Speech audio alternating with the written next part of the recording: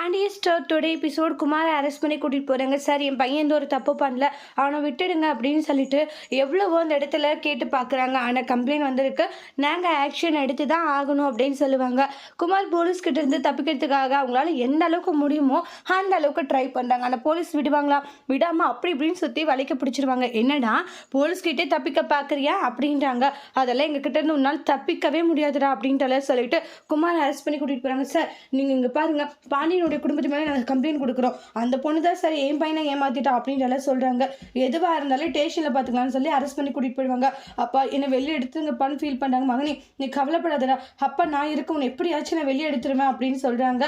அவங்க குடும்பமே அந்தளவு ஃபீல் பண்ணிட்டு இருக்காங்க. பாண்டியனுடைய குடும்பம் என்ன சவுண்டு அப்படின்னு வெளியே வந்து பார்க்குறாங்க. பார்த்தா அரெஸ்ட் பண்ணி கூட்டிகிட்டு போயிருப்பாங்க. அப்போ வந்து கதில் இருந்துட்டு இவனுக்கு இது தேவைதான்டாங்க, டே என் பையனை பிளான் பண்ணி எல்லாம் செயல் காமிச்சிட்டிங்களடா, ஒருத்தரையும் சும்மா விட மாட்டேன்றாங்க, ஒரு சரியான படத்தை நான் உங்களுக்கு கற்றுக் கொடுக்காம விட மாட்டேன்டா அப்படின்னு சொல்லிட்டு பயங்கர கோவத்தில் இருக்காங்க. என் பையன் இப்படி பண்ணிட்டீங்களடா, நான் யாருன்றதை காமிக்கிறேன்னு வாங்க. அப்புறமா குமாரோடைய அம்மா ஒரு பக்கம் ஃபீல் பண்ணாங்க. அரசி எல்லாமே உள்ளே இருந்து பார்த்துட்டு அவங்களுமே லைட்டாக வந்து ஒரு மாதிரி மனசு சங்கடமாக இருக்குது அவங்களுக்கு, நம்மளால அவன் இப்படி போயிட்டானே அப்படின்ற மாதிரி அவங்களும் ஒரு மாதிரி ஃபீல் பண்ணிக்கிட்டு இருக்காங்க. அதுக்கப்புறமா பார்த்தீங்கன்னா அங்கே போயிட்டு ஸ்டேஷனுக்கு போயிட்டு ரிட்டர்ன் வராங்க. என்னாச்சு குமாரை வெளியே எடுத்தீங்களான்றாங்க. இல்லை நாங்கள் இது பண்ணி பார்த்தோம், ஆனால் வெளியே எடுக்க முடியலன்ற மாதிரி சொல்கிறாங்க. என்னது வெளியே எடுக்க முடியலையா? ஆமாம், வெளியே குமாரை எடுக்க முடியலன்னு ஒன்று ரொம்பவே கவலைப்பட்டுக்கிட்டு இருக்காங்க. அவன் மேலே வந்து எஃப்ஐஆர் போட்டுக்கிறாங்க. இப்போ நம்மளால ஒன்றுமே பண்ண முடியாது.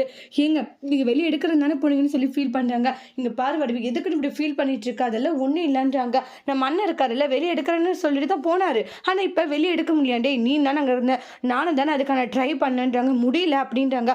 ஆமாண்ணே முடியலன்றாங்க. ஆனால் நீங்கள் அந்த குடும்பத்துக்கு நல்லா உதவி செய்கிறீங்க, என் பையனை வெளியே எடுக்கிறதுல ஒன்றும் எடுக்கிறதுல, ஆனால் அந்த குடும்பத்துக்கு நல்லா உதவி செய்கிறீங்க, ஏன்னா உங்கள் பொண்ணு அங்கே வாழ்ந்துட்டு இருக்கா இல்லைன்னா அப்படின்ட்டு சொல்கிறாங்க.